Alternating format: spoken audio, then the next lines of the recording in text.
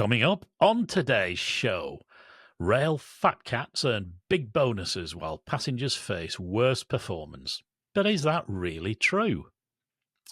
Trains versus planes. Why taking the train can be up to 80% cheaper than flying and 17 times greener. A bit of an update on the Jacobite steam train. Is the heritage railway sector in crisis?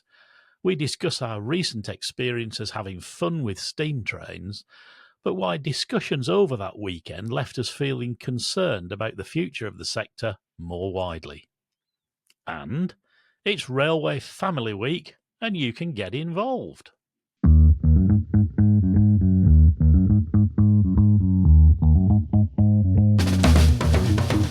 Hello, and welcome to Green Signals, your railway podcast, from me, Nigel Harris, and me, a very sniffly still, Richard Bowker. Oh dear, get the whiskey and lemsip out.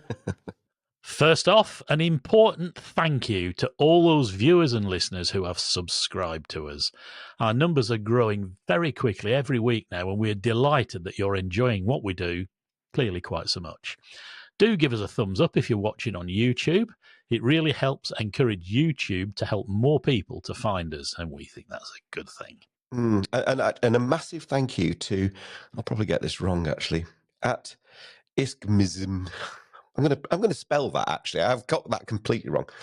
ISCM. Oh, so yeah, okay. Well, anyway, whatever, however you pronounce that. Nonetheless, that's not the point. Thank you for a super thanks last week. We always take time to thank super thanks folks personally, and it's very, very kind, extraordinarily kind. And yes, thank you very much. And whilst we're on the subject of things I can't do right, we also need to apologise. Yeah, okay, all right, yeah, down. Slight technical hiccup on the last episode that meant we accidentally left Nigel muted at some point.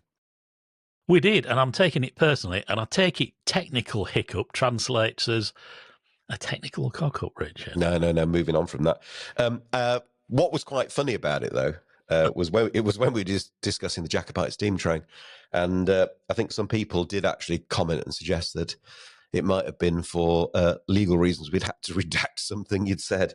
It wasn't, but it did make me chuckle. Laugh? I thought I'd never start, Richard. Yes, I saw all that too, or whether West Coast had hacked us or something. I don't know. But anyway, no such conspiracy. It was just a technical glitch. Thanks anyway to those of you who spotted it. We've put a correction on the video so you can actually read what I'm meant to be saying at the muted point and still enjoy my great and considerable wisdom, even if you can't hear it. Oh, sorry, hang on, just press the mute button again now. Yeah? Anyway, moving on. We've had a busy week this week, recording not one, but two big interviews. The first one went out earlier this week, which was our fascinating inside story of the Department for Transport and HM Treasury, with a really good chat with ex-Permanent Secretary Sir Philip Rutnam.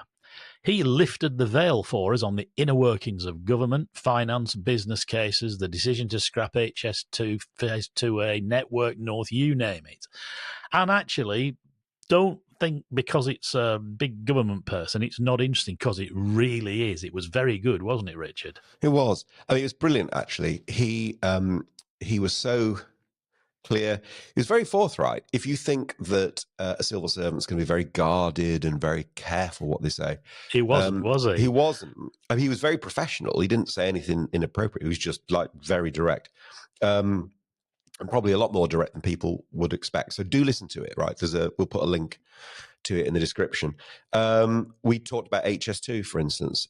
We discussed why actually funding was not borrowed against a specific stream of future benefits, why government can, in theory, reallocate funds from one project to another, and why actually some of the stuff that's been on Twitter about you can't move CapEx to OpEx, well, you can. But what he also made clear was that the whole timing of cancelling HS2 and then what you reallocated to Network North was really just a whole load of smokes and mirrors. So it was a terrific interview. and and essential listening, I would say. He was also very affable and good-humoured and open, wasn't he? Yeah, no, he's terrific. I mean, he's really, really good, and it's a must listen. As a real life Sir Humphrey, he wasn't Sir Humphrey at all. I think you were quite disappointed with that, weren't you? Well, I was interested to see, because you don't often get him speaking in public, do you? No. Anyway, having said last time that we were shooting at a fast-moving target with this story, we don't actually have as much to report this time about the Jacobite, do we, Richard? No, certainly not as much as we talked about last week. What we do know is that West Coast Railway is still running Jacobite trains. We know that, albeit with less capacity than they traditionally have done. There's no sign of forward bookings being formally reopened yet, but we've heard they might be reintroducing the afternoon service. So to now they've just been doing the morning one. So there's a bit of movement, but nothing really concrete as of yet. Our finger will remain on the pulse and we'll report back as soon as we know. Listeners will recall that we spoke last time about the rather curious formation of the Jacobites they've been running, which was a bit odd. Mark 1, Mark 2, Mark 1, Mark 2, and so on. So we actually asked West Coast to explain why they were doing this. There was all sorts of talk about, was it about brake force and all sorts of stuff. Anyway, this is what West Coast told us. The Mark 1 vehicles are being used to provide electrical power to the adjacent Mark II vehicles. They do not have a Regulation 5 exemption and therefore are not being used to carry passengers. So I guess they're using the dynamos to charge the batteries on the Mark 1s and then cabling it through to the neighbouring Mark II. On the face of it, seems a bit odd, doesn't it, Richard? Yeah, well, it certainly seems a little bit convoluted, for sure. We've heard conflicting views. I mean, as you say, it's been suggested that it's required to support the operation of the CDL and the Mark IIs. It's also been suggested, I think, by someone that it's required to support the operation of the HVAC, the heating, ventilation, air conditioning in the Mark IIs. Somebody I spoke to at the weekend, and we'll come on to talk about what we did at the weekend shortly, who was very knowledgeable about Mark IIs, was not convinced by that, though. He suggested that the dynamos on Mark 1 weren't exactly powerful. The phrase pull the skin off a rice pudding springs to mind. So quite how much oomph those dynamos and so on really supplied, who knows? And of course, there wasn't a diesel with ETH on the back of the train, as perhaps you might have expected. So it's the whole thing's a little bit odd.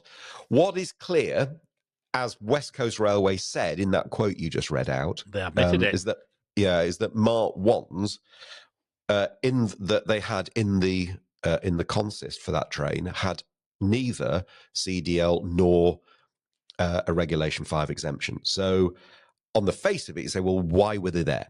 And so we asked West Coast Railway whether they'd secured clearance from or discussed that with any one of ORR as the independent safety regulator, Network Rail, RSSB, who kind of look after group standards, before using the vehicles. We've not yet had an answer. That doesn't mean they didn't. It's just that we've not yet had an answer to that question. So I suspect more to follow, Nigel. It is all very curious, certainly on the dynamo front, from my own experience. They're not that great, Mark 1 dynamos. I don't think they even start charging until you get to 20 or 25 miles an hour, and then they don't do a vast amount even then. So I just wonder whether a Mark II with all the stuff on it that you've mentioned would just drain those batteries pretty quick. Don't know. If we've got any experts out there, give us a call and maybe give us the benefit of your expertise. But moving on. Avanti West Coast has had another beating in the mainstream media this week. They should be used to that by now. This time with a piece in the Mirror headlined Avanti West Coast and CrossCountry Rail Fat Cats get £1 million each as passengers face cancellations. Now, the article says that Arriva boss Mike Cooper and First Group's Graham Sutherland each received over £1 million in pay and bonuses. Now, we should say that Graham Sutherland is chief executive of First Group PLC, not responsible. day-to-day for Avanti West Coast. First Group is also a large organisation of which Avanti West Coast is only a small part. I don't think the Mirror shared that with us, did they? Mike Cooper, on the other hand, is the chief exec of Arriva Group, a company that operates in 14 European countries and employs 46,000 people. He's not directly in charge either of CrossCountry, so his £1 million pay package is not just for CrossCountry, but these sort of things rarely get made clear. You know how these groups operate, Richard. Was this fair? No, not entirely. And you've alluded to why in that sort of explanation of what those two individuals do. It is the Daily Mirror, okay? So its political narrative is hardly going to be supportive of private rail operators. So that, I think we just got to obviously accept that. The problem, though, for Avanti West Coast and CrossCountry is that even though those two individuals are running groups of which those two rail companies are only a small part, as you said, those rail services are pretty shocking at the moment, whether it's cancellations, whether it's service delivery on the trains, where it's lack of rolling stock. I mean, that's well documented as well. It's not all their fault. You know, the ASLEF dispute rumbles on. That's impacted certainly on Avanti West Coast. It was the Department for Transport who, we understand, didn't let them keep the HSTs until the new trains were ready for CrossCountry, so that impacted their rolling stock. So, yeah, DFT's got their fingerprints all over this. But nonetheless, those two guys are, you know, responsible for those businesses overall. So look, we were led to believe by the article that they were personally responsible and their money, their pay packet was all coming from taxpayers and passengers fed up with the train service. That's not true. No. But neither, you know, the whole thing's a flipping mess, as we talked about. We do need to get back to that safe, boring, predictable, reliable railway. And until we do, we're just going to carry on getting stuff like this. It's that classic difference, isn't it, Richard? They might not be responsible for those railway companies, but they are kind of accountable for them. Well, actually, they are. That's actually a very, very fair point because, you know, I know when I was Group CEO of National Express Group PLC, yes, we had bits of that group. I think I got around to pretty much everything, but there were bits that you didn't get to see all the time. I mean, we ran the buses in Marrakesh, for instance, right? Through our Spanish subsidiary.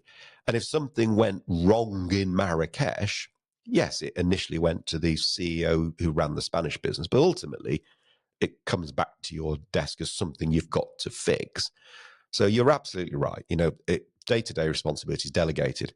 Accountability for what happens with your brand on it, that never does. That deflects upward till it gets to the top desk. Yeah. All right, time. Shall we move on? I think we should. Okay, travelling by train can be up to 80% cheaper than flying, according to a fascinating new report from the Rail Delivery Group, which aims to bust the myth that planes are cheaper than trains. And there's some fascinating stuff emerged. This new research has taken a proper look at the real costs of flying when you take additional expenses into account, such as getting to and from the airport, fees for baggage, choosing your seat, etc., and found that travelling by air is often a lot more costly than it first appears. The report's got a great name, Clearing the Air, a comparison of rail and domestic air routes in Britain, which we'll put a link to in the additional resources section on our website if you want to have a read in full, and I urge you to do so. It's good stuff.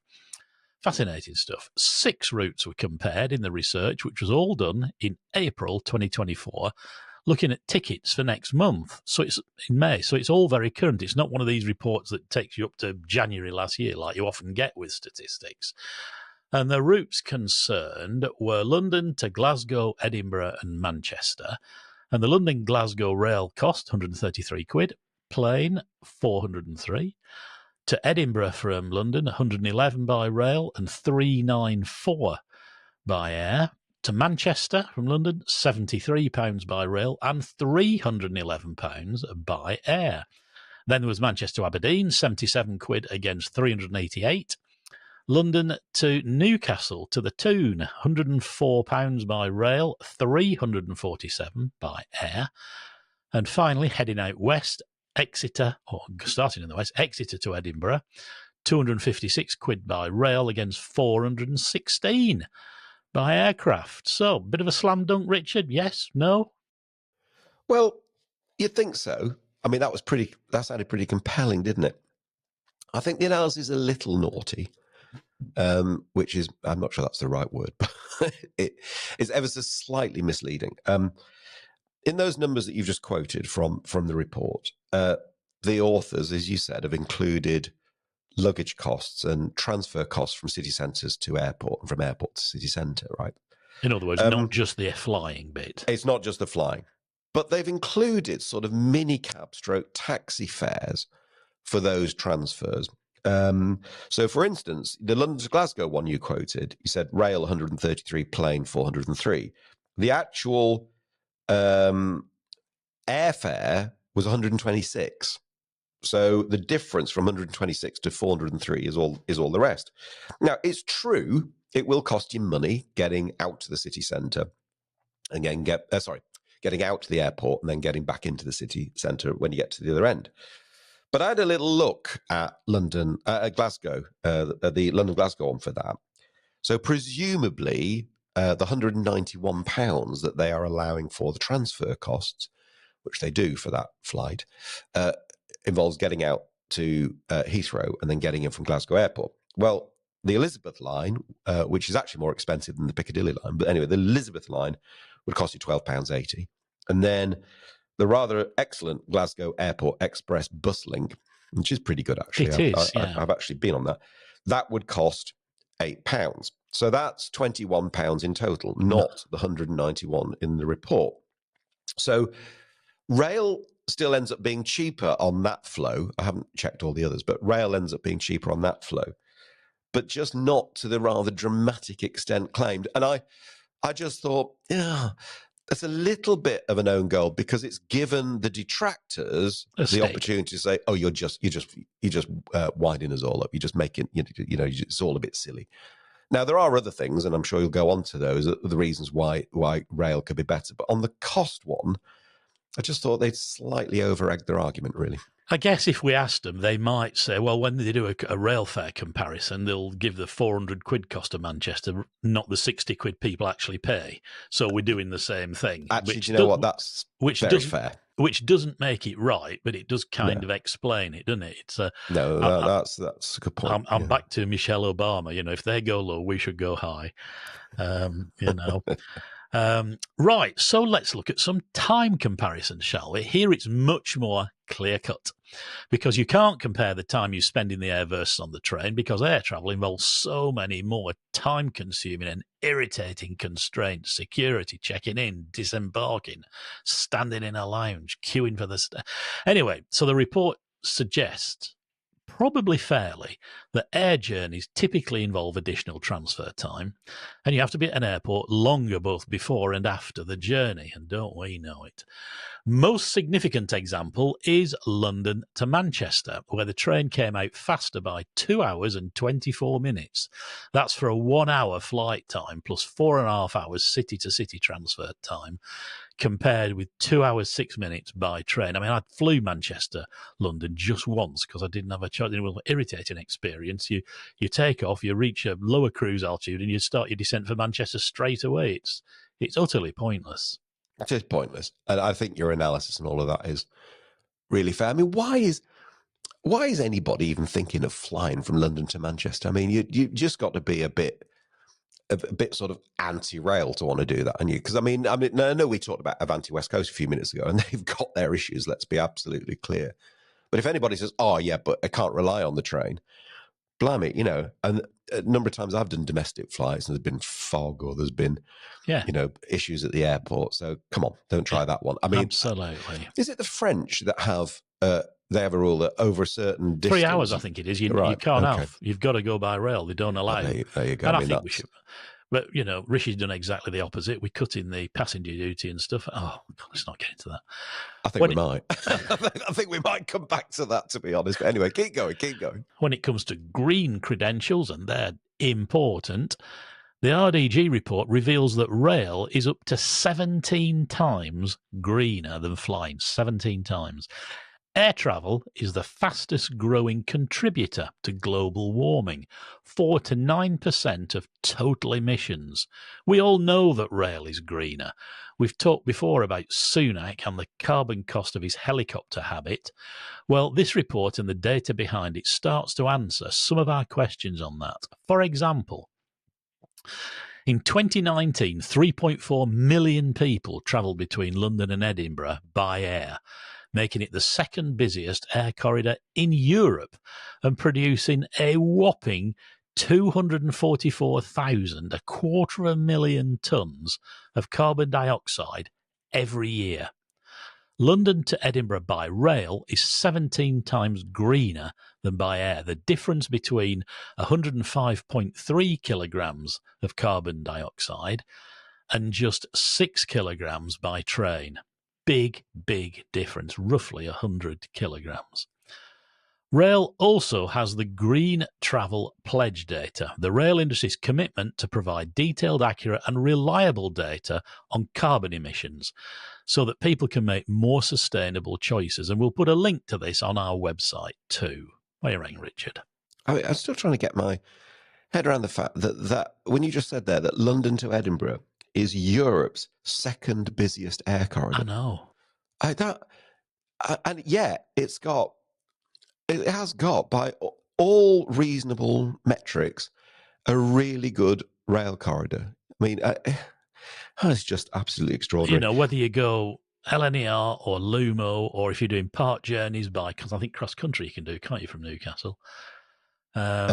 Yeah, well, obviously not from London, but no, but mid-line journey. So it's not as if there's, but you wouldn't fly from Newcastle to Edinburgh. Well, also the other thing to bear in mind is that actually London to Edinburgh is more flexible anyway. There's, if you look at the number of services, there's 26 flights, I believe, something like that, 26 flights a day from London to Edinburgh. There's nearly 40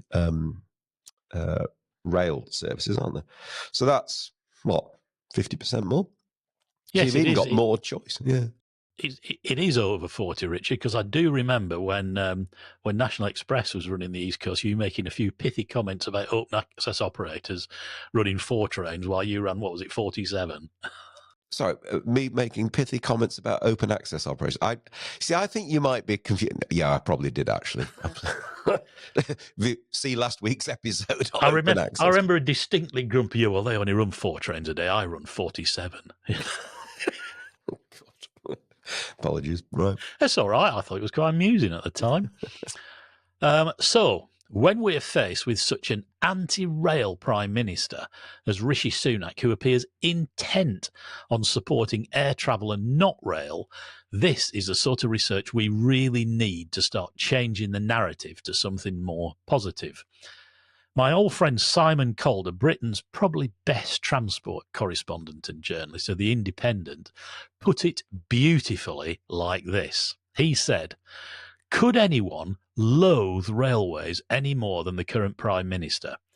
Rishi Sunak's sheer contempt for the future of train travel, as well as the north of England, was most amply demonstrated when he scrapped HS2 north of Birmingham. Yet even as Chancellor, Mr Sunak did what he could, to encourage travellers to fly rather than take the train. On the eve of the COP26 climate summit in Glasgow, he announced the halving of air passenger duty on domestic routes. Bravo, Simon. Maybe we could get a copy of that to stick on the website, because it'll doubtless disappear off the Indy website fairly soon. Maybe we could find out and get that on there, because it is worth a read, the whole article. What's your take, Richard? Well, very similar to yours, really. There's a lot of difference.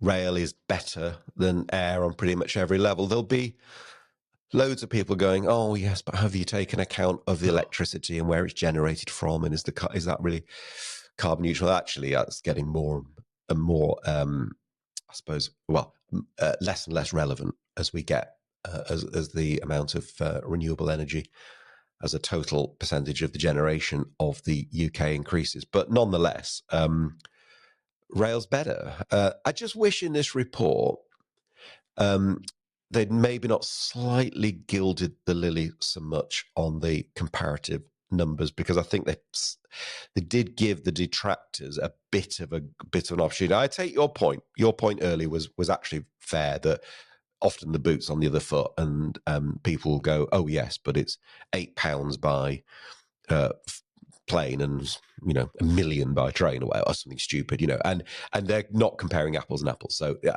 that's fair. But even so, look, it's a good report in the sense that it shines a light on a really important thing. Rail is really good, and if we care about climate, then it's essential. And as you know, second Edinburgh to London, second busiest air corridor in Europe, 25 flights a day. Doesn't it just illustrate the opportunity, if they could get that East Coast upgrade right and really ramp up the services? It's there to be hoovered up, isn't it? Yep, definitely. We'll let that one hang in the air. I mean, they already do. Oh, well, I like what you did there. I know. Oh, that was very clever. I realised what I did just as I said it. I didn't pre-plan it, but there you go. There you go. Right, let's move on and talk steam and heritage for a moment, shall we? Is the heritage sector really approaching a crisis? Richard and I had a fantastic time over the last weekend, April 2021, on the Ffestiniog and Welsh Highland Railway's Snowdonian. Each April, the FRWHR runs a very special and very ambitious charter, actually, travelling in both directions over both its railways. That's roughly 80 miles of spectacular 2-foot gauge steam haulage. Sets out from Portmaddock on the 13 miles or so to Blannow at 8:30 on the Saturday morning, returns to Portmaddock before running on to Carnarvon and back via the simply stunning 25 miles of the Welsh Highland Railway, closed in 1936 to passengers and dismantled, then reopened by the FR after end-to-end rebuilding, opening in stages from 1997 to 2011. Along with a growing bunch of rail industry regulars, I've joined the Snowdonian each April that it's run since 2018. So 2024 was my 5th experience of this magnificent special train. Each year, I've chosen to pay the supplement to travel in carriage number 150, a sumptuous glass-ended observation car Pullman, actually built by the FR at Boston Lodge, and it is exquisite. I asked Richard if he fancied it this year, and he did. So, Richard, what did you think about your Snowdonian experience? It was great. How lucky we were with the weather. I've been going to North Wales for about 40 years, and the number of days like we had on the train, you could probably count on. Well, you probably don't need your second hand. But it was incredible. No, it was great. I mean, lovely people. We had some good conversations with the fellow guests. We've took a lot of video footage, a lot. So we've got some good videos coming. You even managed to get me to go on the footplate of a steam engine, Twice, which, as some may know, is not necessarily my favourite experience, but it was brilliant, and I really loved it, actually. The whole thing was superb. What was amazing about it is just how well executed the whole thing was, from start to finish. The attention to detail by Paul Lewin, who's the general manager there, and his team, whilst not making it obvious. It just it's genuinely world class. It is. It is absolutely world class, and the people are wonderful. Nothing ever is left to chance. They're on the case the whole time, and it's a real pleasure. So visiting the Ffestiniog Welsh Highland is always a great experience, with many, many lessons for the heritage railway sector as a whole, which is starting to face increasing problems. And as Richard and I chatted in that lovely Pullman in the stunning pass of Aberglaslyn, you drew some interesting comparisons, Richard, having studied the accounts of various railways, focusing on the gathering storm of pretty serious financial problems, which are starting to threaten the heritage sector as a whole. You've been giving much thought to the future of heritage rail in general, and you've been Yeah. written about it recently in Trackside magazine. Yeah. No, I have been thinking about it quite a lot. I mean, I'm always fascinated by accounts and the numbers, and because they show you what's happening in the business. And if you look at the Ffestiniog Railway, for instance, you see a very, very professionally run business, which has got good reserves, good cash, low debt. You know, it's really impressive. I spent a bit of time talking to the finance director, Nigel, who is, I mean, absolutely first rate, and that was really good. But a couple of the other people who were on that trip with us were are involved in the heritage sector. And by the way, we're not disclosing anything improper. We didn't talk about specific issues. No. We talked about the generality. But Steve Oates was there as the chief executive of the Heritage Railway Association. Obviously, Lord Peter Hendy was there, who, in addition to his day job of being chairman of Network Rail, is also chairman of the Heritage Railway Association. And there were loads of other people who with an interesting outlook and perception on this. There's Bill Reeve, of course, who rolls the pitch for the Jacobite. Yeah, absolutely. Yeah. So we had a good discussion, and we're going to follow it up with a more detailed review, and we're going to do a couple of interviews, and everybody said they'll get involved with that, which I think will be actually really interesting, because this is not a niche sector for nerdy people. This is a massive part of the tourist sector, of the disposable pound, if you like, for families looking for things to do with their children and so on. So this is a massive part of our national tourist scene. So it's really important. So I looked at it, and you do see different kinds of railway. You see the ones where they see themselves as attractions, visitor attractions. They see themselves as being very customer centric, and they've really focused on that visitor attraction approach. And as a result, their turnover strong, their costs are under control, they've got relatively low debt and so on. So that's married up with very, very robust financial performance.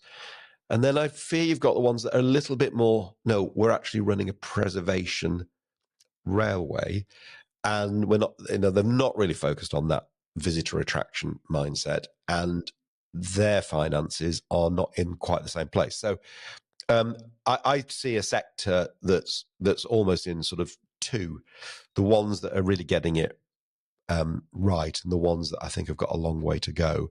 And it's that second group, that if they don't get more agile and responsive, that could have some real problems. But we're going to be looking at this in some. Yeah, it'd be good to interview Paul and maybe Steve Oates. Definitely. The chap you mentioned, who's the FD of the Ffestiniog, the Nigel chap you mentioned. Yeah, Nigel Berg. Yeah. I mean, they've got some really adaptable, capable individuals, haven't they? He was the guide on our Pullman car and sort of looked after us during the day. I understand he's chairman of Ffestiniog Travel. Yeah. He's the finance director of the railway. And then when we pitched up on Sunday morning, there he was driving Blanche. I know. And he's also managed to, at the same time, be a senior partner in a very large accounting firm looking after global risk management. I mean, there are some seriously talented people out there. And that's the point, isn't it? People have got real abilities in finance and management who are devoting those skills to making the railways better. I mean, the Ffestiniog impresses me in more ways than I could mention. Wherever, I mean, they're fortunate that Boston Lodge contains all their engineering stuff. Yeah. So unlike other railways, you don't have sort of boilers and scrap carriages littering around the place, not that attractive. And even at Boston Lodge, it's neat and tidy and very, very impressive. But wherever you look at the Ffestiniog and the Welsh Highland, it doesn't matter what you're looking at, the way a door's been painted, a fence, a wall, there's no bodges anywhere. Everything is done really, really properly. And to me, it's an object lesson in how a heritage railway should be, because while it is very commercial, it's not Disneyland, it's not Hanging Basket, it's not Airsats, it's absolutely solid quality railway. Right down to what they referred to as a level crossing connecting the Ffestiniog and the Welsh Highland, which to you and me was a good old bit of street running, wasn't it? I mean, they've been lucky. they've been lucky with the endowments and the donations they've been given by wealthy people. They've been very, very good at getting grants out of the European Union previously. Well, if we'd left the EU any earlier, we wouldn't have had the Welsh Island, I guess. Well, quite possibly, no. But they've used it wisely. That's the point. These things have not happened and they've gone, oh, blimey, that was a bit of luck. They've used it as part of a very clear strategy. And it's impressive. And they have been lucky. They have been lucky, but it doesn't old adage apply that the harder you work, the luckier you get, because they have had some big individual donations, but people do not donate large amounts of money or even small amounts of money to railways where they don't think it's going to be widely used and effectively used. That's the point. That's absolutely the point. So we shall look into this sector in more detail because for every Ffestiniog there's one that's not going so well. So it will be interesting. We're not going to do it to cause anybody embarrassment. No. It's really about sort of saying, well, what does good look like and how do we get everybody to the same place? But there is a gathering storm and we really need to take account of it and reflect that and look at it. So we will. Shall we move on to the quiz? I think we should move on to the quiz. See if we need a steward's inquiry this week again. Oh, heavens. I mean, unbelievable. Can I just make it quite clear to people about the quiz, right? Because when it comes to this, I'm going to be a little bit kind of, my manner, my rules, okay? So we try and be fair, we try and be balanced, we try and explain, but... Keyword try in every event there. No, try. Well, very trying, as people say. Anyway, right. So the last week's question in the quiz was I think it was a good one anyway. I think they were a good one, obviously. Where was the highest railway viaduct in Britain and how high was it? And where is now the highest railway viaduct in Britain and how high is it? So if you, most people decided what was going through my head, which was how high off the ground, right? I suppose you could say how high above sea level, but no. It's I must admit that was my first thought, but I seem to be the exception rather than the rule in there. You are truly exceptional. Exceptional, thank you, Richard. So the answer to the question was the one that was the highest was the Crumlin Viaduct in South Wales, not in Ireland, as I think someone suggested, but the Crumlin Viaduct in South Wales, which was 200 feet off the ground. Closed in 1964, and I believe considered for not preservation as kind of keeping as a national asset, but it was too far gone. Really? Okay. Yeah, and the cost of fixing it and then the cost of maintaining it. I mean, you check it out on YouTube. It's something I would not. My view about height. Yeah. I would not have liked to have gone over that. But anyway, so that was demolished by 1967. I think somebody suggested Beela Viaduct in the northeast, but Beela Viaduct was about 4 feet lower at 196. That's anyway, Stainmore route. It was on the Stainmore route. Yeah. Anyway, so the answer was Crumlin Viaduct to South Wales, 200 feet off the ground. Currently, the honours go to, and I'll probably pronounce this right, the Balloch Mile, I think it is, Viaduct, which is on the Glasgow and South Western Main Line near Morklin, which is just south of Kilmarnock. That is 169 feet high. It's pretty high, actually. I didn't know that. I've never seen a picture of it. I must root one out. I have seen a picture of it. It's a heck of a lot shorter. It's in there's lots of trees around. The thing about Crumlin was it was just kind of totally across a valley and it was totally exposed. Yeah, this one's not, but it's still pretty impressive at 169 feet high. The winner, the first person who got the right answer was Chris Hall, and he did that on X on Twitter. So Chris, please drop us an email to info@greensignals.org, and we will arrange to send you your Green Signals mug, which is clearly becoming the absolute must-have item. I mean, people who've got them have been showing us proudly on Twitter, including Peter Hendy. And we ought to use that picture. We have already used that picture, Nigel. We've tweeted that one out. Oh, I missed that. We have, yeah. We could stick it on here, couldn't we? It's fast and pacey here. Right? So if you do want to win one of these mugs, what you have to be the first person to correctly answer the quiz question. We don't mind how you do it. You can do it via YouTube or Twitter or email. It needs to be something that we can record, but that's fine. So this week's quiz question is as follows. Here we go. Charming. Crewe, York, Derby, Swindon, and Brighton. Good old railway times, one and all. All of them had great railway workshops. But which of those 5 is the odd one out and why? So I'll tell you the 5 again. It's Crewe, York, Derby, Swindon, Brighton. If you think you know the answer, which incidentally is not only one of them has been chosen to be the headquarters of Great British Railways, I'll give you that as a clue now. That is not that's certainly not the reason, right? Might be Derby, who knows? Which of those 5 is the odd one out and why? First correct answer gets a mug. There you go. Excitement upon excitement. I quite like how the quiz is going. People are really engaged with it, aren't they? There's lots of discussion and answers going on to YouTube and Twitter and everywhere else. Right, let's do a bit of good news, shall we? Why wasn't the quiz good news? Well, I didn't say it wasn't. Well, more good news then. More good news. Okay, right. Yeah. More good news. Key extra word on top of the great news of Richard's quiz, which will doubtless have got them celebrating and singing the aisles from Barnsley to Miller. I think you're overdoing it now, if I may possibly say so. Anyway, crack on with the more good news. Right? We'll crack on with the more good news. It's Railway Family Week this week. Started on Monday the 22nd and runs through until Sunday the 28th. It's the 4th year that the Railway Benefit Fund charity has run the event. And it's a celebration of the railway industry and everyone in it. And there's lots of them, about 240,000 people working on and around the railway. And the RBF is there to support them and the many more former and retired railway staff who hit hard times and need a bit of help. We'll hopefully be hearing more about this soon when their chief executive, Joe Kay, joins us on the show to chat to us about the work of the RBF. But you can help support the Railway Family this week by entering a raffle to win a Hornby bundle, which sounds great, among other things, volunteering time to raise awareness of the RBF, or entering the Station to Station Challenge with a team, which involves tracking your steps to help reach an overall 2,000-mile goal, which is the equivalent of a route around Great Britain calling at 23 iconic stations. We'll put a link on the website so you can find out more about ways to get involved and celebrate the Railway Family. So please help.